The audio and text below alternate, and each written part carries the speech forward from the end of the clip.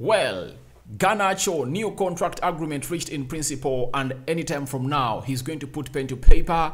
It might be the first contract to be announced for those players whose contracts we're really looking to be running out at Old Trafford. Welcome to United Matters channel. Marcus Rashford has come out and be revealed as to why he never went in to really give Garnacho a pass that resulted in the first goal of Manchester United, because many people thought that maybe Rashford would have passed in Garnacho to score that goal, but obviously Rashford said the reason as why I went in for a selfish effort is so and so, and we're going to discuss that and more onto this channel. Then the Glazers look like they are turning heel on not selling Manchester United. They've gotten a bank in America that is willing to give them investment to come out and not sell the club of Manchester United. We're going to dissect all that and more into this segment that we've piled up here very, very well. But later, like 3 hours from now, I might draw up a live video that we're going to discuss certain things concerning Manchester United, with Rio Ferdinand going to Carrington and meeting these players of Manchester United. I think he was going to conduct interviews on them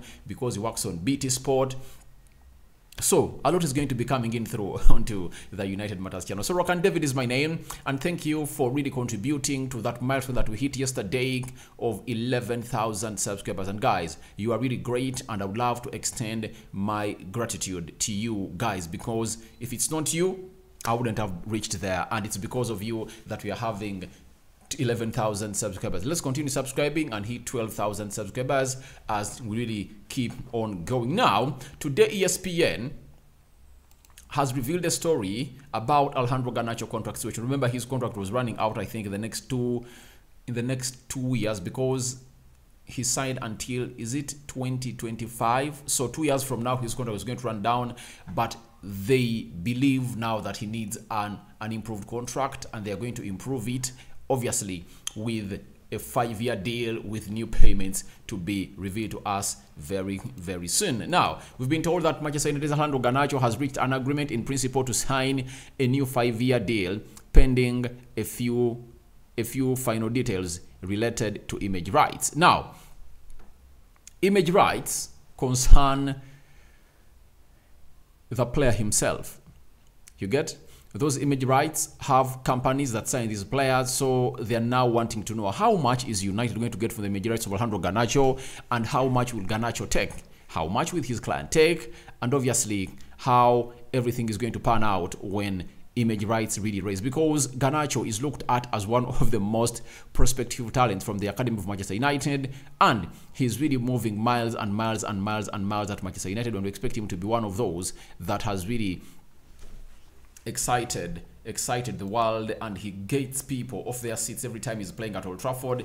Even if you're at home watching him play the game of football, you really get excited every time he gets hold of the ball. You get excited because he's a generational talent. You get that is in the perfect arms of Erik ten Hag, and Ten Hag is working hard to see to it that he gets in contracts. My first video today was all about Ten Hag fighting to keep Rashford, Dalot, De Gea, and Luke Shaw, Freddie Rodriguez. There are very many players at Manchester United, close to 5 or 6, whose contracts are left with just 1 or 2 years, and they want to go on and discuss onto their new deals. Remember, why is it happening now? Ten Hag said that he will assess every player during the World Cup break. Whether a player needs a new contract or not, he will assess that in the international break and present it to the board and point out which players he believes are really going to deserve a new contract at Manchester United. So Alejandro Garnacho is one of those that Ten Hag identified and pinpointed out that he deserves a new contract. ESPN went ahead to confirm to us that the new deal will see Alejandro Garnacho's salary adjusted according to his new status in Erik ten Hag's squad, due to the progress he has made since making his debut in April last year. I think he made his debut last year in April, and we are playing, I think it was Ralf Rangnick who really gave him his debut for Manchester United, and he really played very, very well. That is Alejandro Garnacho, and obviously Ten Hag came in through and obviously integrated him in the team. He never took part, he was not part of the preseason arrangements of Manchester United, because he was part of the arrangement. He was there in Thailand, Australia, he was there in Melbourne, but he never at any point came out and played a single game, because he breached the rules and regulations set by Erik ten Hag twice. That is Erik ten Hag for you, and he penalized him. But to me, I call him a lucky guy, because at that age, he needs a manager who is proven at managing young talent like Erik ten Hag to take over the mantle, to turn him into the player everyone wants him to be. Not so? So that is it, and we're waiting to see how everything is going to go on and happen. Then Garnacho's salary will progressively increase as his role in the team grows. The sources say both parties are keen for everything to be tied up, and Garnacho's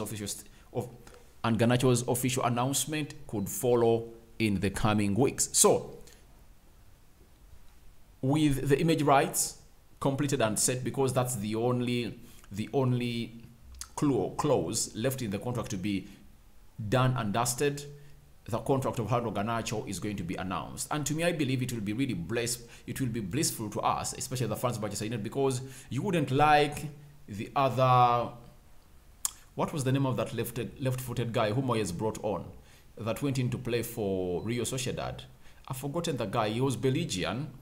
He was a Belgian international, Januzaj. So you don't want a Januzaj situation to happen at Manchester United, to lose such a young talent on a free. And Ten Hag is really working to see either these players really sign on. The first contract to be announced this year for a Manchester United player was that of Kobe Menu, and it was announced, and we now know that Kobe Menu is at Manchester United for the next 6 or 7 years, tied on a very good contract, and that's what it all calls for into this beautiful game of football. Then Garnacho is next. After Garnacho, Rashford, De Gea, Freddie, Luke Shaw, who else?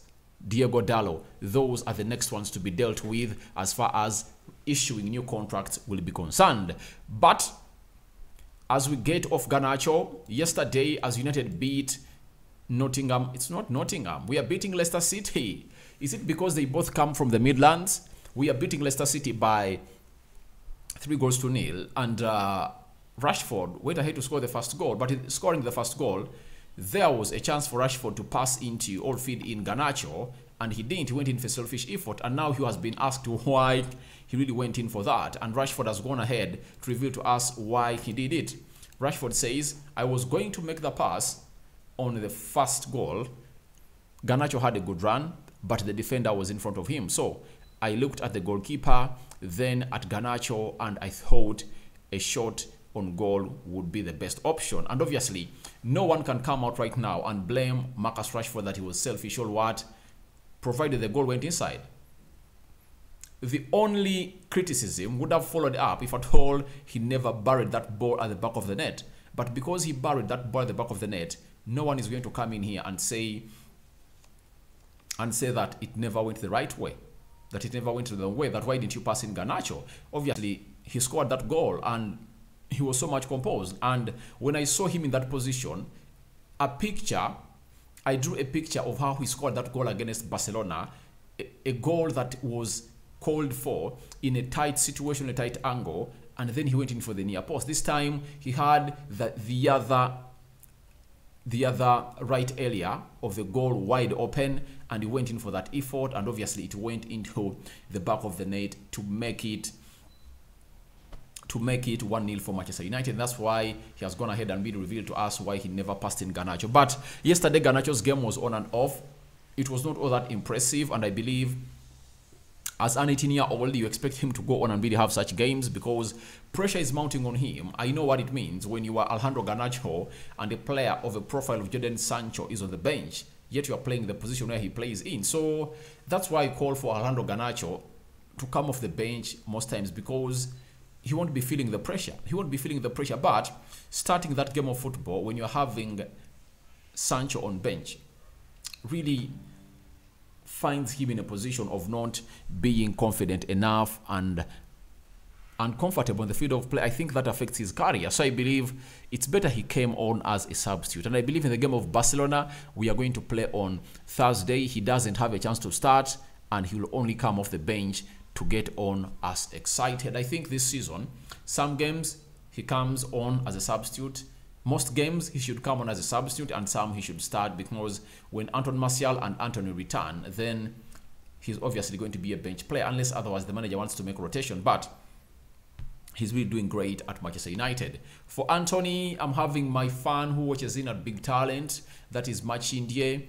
He asked me about Anthony. Anthony's back, and I think he might make it to the match squad as United hosts Barcelona on Thursday. So let's be expectant of that and see how everything is going to go on and really pan out. Not so?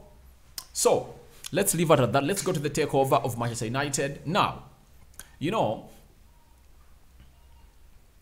the Glazers are like chameleons. Chameleons are animals that change colors. You know that very well.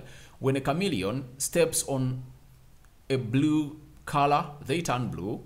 When they step on a red color, they turn red. And looks like the Glazers are really trying to do some gimmicks that are delaying the takeover of Manchester United. And I think no reason for them to do this. I think people with money are there. The Qataris have shown interest. Sir Jim Ratcliffe has shown interest. So we've told that there are two other private partners, so two other private bidders who don't want to be revealed out in the media that are really trying to buy Manchester United. But Qataris and Sir Jim Ratcliffe are really interested in the takeover of Manchester United. With the turmoil happening in France, PSG performing very badly, having lost to Bayern Munich at home over the weekend. I think they drew 3-3. So it looks like they've never reached their levels of winning the Champions League, because that's the dream of PSG, because they've bought all the Galacticos, put them together, but nothing has come to materialization. And as it stands, they're having a very bad day. They're having a very bad day in PSG. So the Qataris are really working tooth and nail to cover Manchester United and obviously see what's going to happen next. But the Glazers are putting their hurdles after hurdles. And the latest hurdle they've said is this. Remember, before this came to pass, before this came into existence, the Glazers came out and warned the bidders to stop campaigning for what they're going to do for Manchester United, because Qataris indicated that they are promising to take United back to glory days. And the Glazers came out and told them that is a lie. And what are they lying about? So the Glazers think that we are successful. We are not successful at all. We aren't. We aren't. And this should be called out for, to see to it that these Glazers don't come out and make fool of us. They are making foolery of us. They shouldn't let these people stop campaigning and tell us what they are going to do for us. Let them be ashamed. And the work they've done at Manchester for the last 17 years or 18 has really run down in trash. They've done nothing, according to me, because they've spent lots of money not building the club. No structures have been constructed. The best thing that they've benefited is them buying the team on date, paying themselves dividends close to £2 billion, and now they are wanting to silence the people who are willing to take on the club, of Manchester United. Something that they don't really go ahead and really vie for. And after that, they've gone ahead to put out the statement that there is a bank in America willing to offer them financial support, and the Glazers have been offered the financial backing to remain as owners of Manchester United by American hedge fund Elliott Management. Now, you look at these foolish people coming in through and trying to support the Glazers, and you ask yourself, what are they all about? Because this is the biggest and worst move you'll ever make. Where United is, it doesn't need only £2 billion to boost. The stadium only, the plan is for £1.5 billion. Restructuring Carrington is another big task for the Glazers.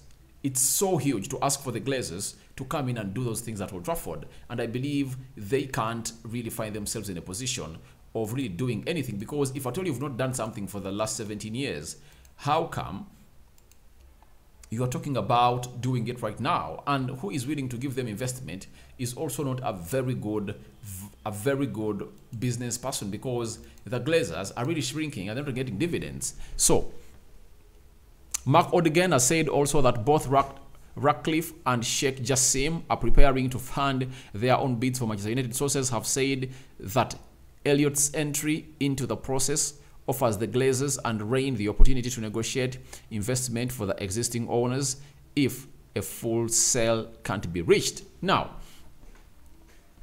I don't know why the Glazers don't want to go for a full sale. they should sell this club because Sheikh Jassim is going in for full sale, and that's what he's calling in for. But to me, what I know is that they're just trying to raise tensions between Sir Jim Ratcliffe and Qataris, because they know Qataris, Sheikh Jassim, who wants to take over Manchester United, has close to 42 billion pounds of wealth. Now, they know that he can hit the 6 billion pound that they want. That's their last price they want. And if at all no one meets it, the Glazers are saying, we are not selling this club. That's it. So, as it stands, the Glazers are really trying to put more hurdles in the takeover of Manchester United, but I think they are doing it in the spirit of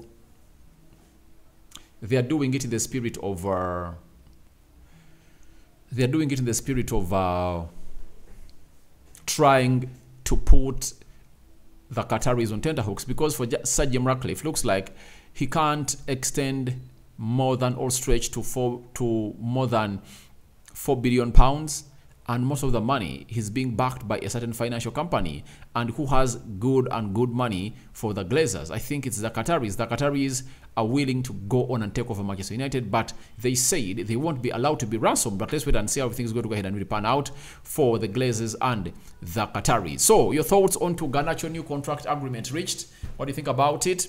And secondly, the Glazers not wanting to leave Manchester United. Do you think it's real? They can consider the Elliott investment plan offered to them, or they are really willing to sell and they just want to put Ratcliffe and Qataris on pressure and tenterhooks to raise to the bid that they want of 6 billion pounds. Thank you guys for watching in through second video of the day. That means we are left with one more to come, and obviously we do it here well onto the United Matters channel. May the Almighty Lord bless you abundantly. I'll sign out for now. See you later. Rokan David remains my name. Continue subscribing, and let's see close to 200 likes on this video. Bye bye.